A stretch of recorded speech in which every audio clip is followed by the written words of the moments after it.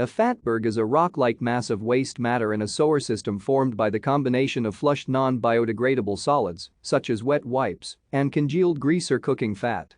Fatbergs have occurred in cities and towns worldwide, with the rise in usage of disposable cloths. Several prominent examples were discovered in the 2010s in Great Britain, their formation accelerated by aging Victorian sewers. Fatbergs are costly to remove and have given rise to public awareness campaigns about flushable waste. Fatbergs form at the rough surfaces of sewers, where the fluid flow becomes turbulent.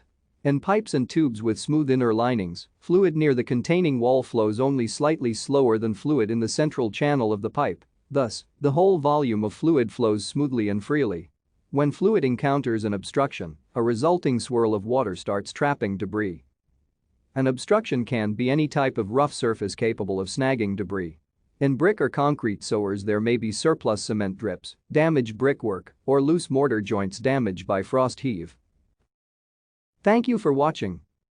Like and subscribe if you would like to view more of our videos. Have a nice day.